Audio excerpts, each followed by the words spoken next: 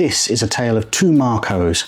One is the youngest to ever get 3 Michelin stars, and the other sells stock cubes. But both believe in one thing: flavour. So what changed over the 30 years of Marco Pierre White's career? How did he go from the blistering furnace of white heat to the mild-mannered purveyor of bouillon? Let's find out by cooking 2 of his most iconic dishes. Now, the Marco Pierre White of white heat is a young chef with everything to prove, and the world is at his fingertips. His name is bandied about everywhere as the place to eat. Harvey's restaurant in London is becoming the destination for foodies. I've cooked a number of dishes from this era, from his fillet of Scotch beef to his salmon in cream sauce and even his infamous pig trotters à la Pierre Kaufmann. But I've never attempted his Tagliatelle of Oysters, which is simple on the plate, but has, unsurprisingly, a lot going on. Marco is incredibly proud of this dish. He invented it in his mid-20s, and you can tell the way he talks about it, how affectionate he is for this particular recipe. I can honestly say it was the first dish which I could really say was 100% mine. I class myself rather fortunate that I got this dish at 24. And in White Heat, he says, you've got all the components here of a great dish: simplicity, elegance, graphic impact, texture, fine flavours. It's grand but understated. The dish succeeds in every way. Very humble is our Marco. It's not enough for a dish to have great flavour. It's only when the taste of a dish equals its visual appeal that you know you're onto a success. As ingredient lists go, it's not too bad, especially considering what we're trying to create. I don't quite have fresh seaweed, but I do have some dried seaweed, which I'm going to be using, and I did manage to get hold of some caviar. To get started, the first thing we're going to need is a beurre blanc sauce. So to make the sauce, I'm just going to fry some shallots and white wine vinegar together, add a little water, and whisk in some butter, and leave it to infuse. I'm going to season it with salt, pepper, and lemon juice, and then pass through a sieve to get rid of the shallot pieces. We can now leave this while we get on with everything else. And so to prep the cucumbers, we're just taking this, de-seeding it, peeling it, and then trimming into small, thin batons. To prepare, just going to heat them gently in a little water and butter. So with our garnishes prepared, we come on to the hero of the dish, the oyster. I'm going to prepare 3 oysters for this dish today, which I think will be enough for what I'm intending to do. I've only ever cooked the oysters once before. I cooked Heston Blumenthal's The Sound of the Sea, and that was quite challenging. You can find that linked up above and down below probably. But let's get on with our oysters. First things first is to shuck them, because it's always a good excuse to use that word shuck, because there's no other way in the world you get to use it. The biggest problem I'm going to have with this dish is, as with many things in White Heat, it's designed for a team of people to do, not one guy on his own who's talking to a camera at the same time.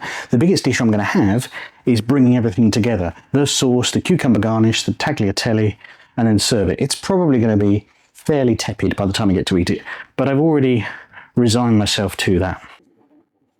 I don't have a proper oyster knife. I've just got a really firm knife I use for these sort of jobs. Oh, and it popped out lovely, that one. I'm going to sterilise the shells for presentation shortly, just by boiling them very quickly.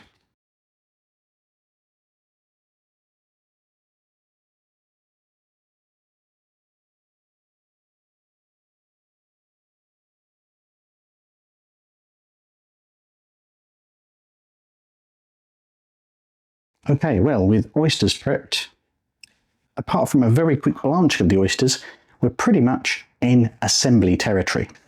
So I'm just adding a little mound of seaweed, totally optional. I mean, it's not going to be eaten, it's purely for presentation.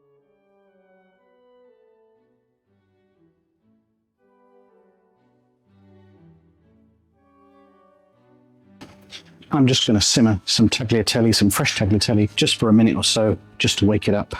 Marco advocates making their own, but it's such a small amount and there's so much else going on, I just don't have the arms and legs for it. Just going to grab a small twirl of tagliatelle, slide it into the oyster shell. It looks to me like the secret is not to overload this. I might have slightly overloaded that first one. I think that one's going to be spot on. I took a lot of inspiration from making this from the excellent Jamie at Anti-Chef. He gave this a go. It really didn't turn out too well for him, and I've learned a few things from watching him, so thank you, Jamie, and make sure you go and watch his video because it's really good. And very, very quickly, I'm just going to poach the oysters. 1 minute only, Marco says. While we wait for our 1 minute, I'm not entirely sure I've ever eaten caviar before. It's a beautiful purple colour.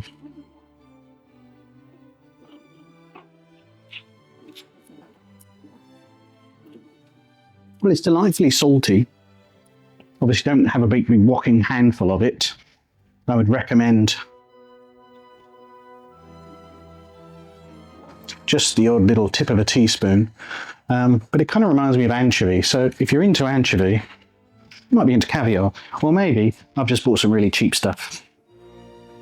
Either way, as a non-connoisseur, I'm never going to know. Oyster on top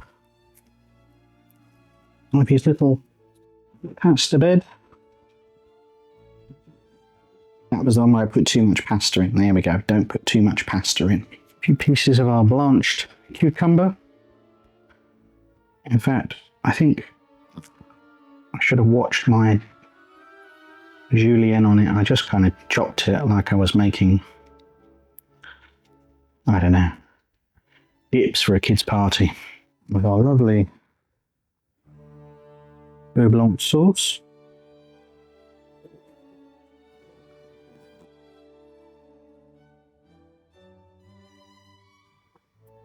And finally, a little dot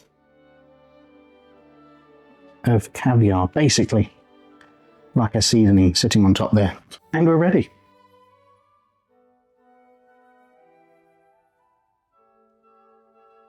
I don't really know how to eat it. Obviously an oyster you can just slurp, but there's so many other little bits in there. I'm not going to manage a whole mouthful of pasta. Well, I'll tell you what, let's go in with the smallest one and try that. It's very nice. It is of course rich. The beurre blanc is acidic and quite forward. Oyster is very mild and of the sea. The cucumbers, fresh yet buttery. And of course a bit of chew from the tagliatelle. It's all there. You definitely get flavours of the sea. Let's have a little bit of pasta actually, just in the beurre blanc. Yeah, pasta and beurre blanc. Works a treat. Yeah, very nice. It's unquestionably a restaurant dish. Right at the end there, everything's going at once. Even Marco here in this clip, just preparing a couple of plates. You can see he's dashing about, and I think that might be Stephen Terry with him. Apologies, Stephen, if that's not you. One of his brigade there, by his side, doing the pasta, plate, ready just to make a couple of plates of food. It is indulgent and rich, and it really speaks to those 90s. We're coming out of nouvelle cuisine. We're starting to enjoy ourselves a bit more. Would I eat it every day? Absolutely not. Where does it tell us where Marco's head is? He's telling us here's luxury ingredients for the mid-90s, paired with some very humble things, tagliatelle, pasta of course from his Italian heritage, and adding some very deluxe ingredients like caviar, and yet back again with cucumber to be humble. So it's a really good balancing act of salty, sweet and sharp. It's quite excessive. Should you as a home cook ever do this? No, not really. A nice seafood dish with a much more accessible seafood like a clam or a cockle or even prawns would work just as well. Beurre blanc is nice, like a vongole type dish. That's the way to go. And obviously no real humans cook with caviar, do they? Interesting. And so on to Moules Marinière. Moules Marinière, a classic dish. And this is something taken from more recent years. As part of his BBC Maestro cookery course, Marco took us through some of his favourites, and Moules Marinière was right there. And I think contrasting this incredibly chefy restaurant dish of oysters tagliatelle versus the peasant classic Moules Marinière will start to give us an insight into how he behaves. Adding onions and garlic to a pan and immediately adding some alcohol. Marco suggests you can use wine, beer or cider. I happen to like the flavour of cider with mussels, so I'm doing that. I've just added some thyme and some bay. And then of course adding our mussels to the pan. Shake them about and let them steam. Marco uses a charming phrase, wait till you see their smile. And they are very nearly all open. One or two pop out.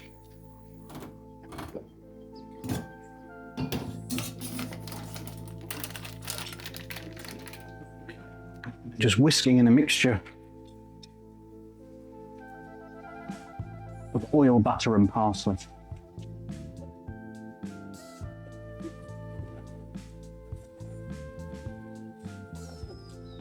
No need to season. The sea's done that for us. And now we've got a lovely buttery sauce.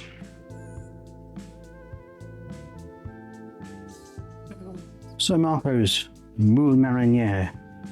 I'm going to be a bit wussy and just fish out a mussel that I can see that's loose. You've got a lovely buttery flavour. As he says, you don't need cream with this. Just a piece of bread, just to get some of that juice.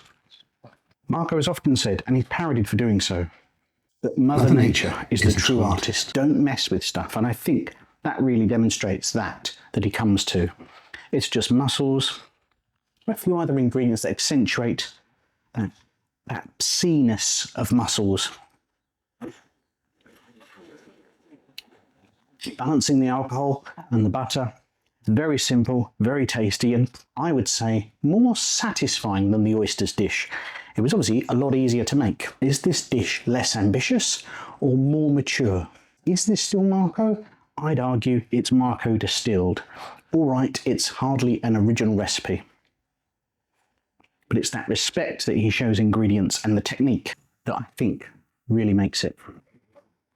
So in conclusion, with our two dishes, the old versus the new, which would I rather eat again? Which brought me more pleasure? Well, I like stretching myself and I like trying things, and this oyster dish was a lot of fun with a lot of bits and bobs going on. And the beurre blanc was really interesting, and I do like the presentation. But I'd make the Moules Marinière again, easily. Just very simple, very tasty, just the honesty of the ingredients, and actually dinner. Marco says in less than 5 minutes. I think less than 10 minutes is a bit more approachable for the home cook, and is definitely the one I would eat again. Maybe Marco didn't change at all. Maybe the game did. And a restaurant he would open today, he'd do this and not this. It was 30 years ago, after all. A hungry man, in all senses of the word, desperate to impress. And this reflects his humble, philosopher-like state that we see in his modern TV cookery appearances. Which would you rather eat? Let me know in the comments down below, and I hope you enjoyed that. I will catch you next time.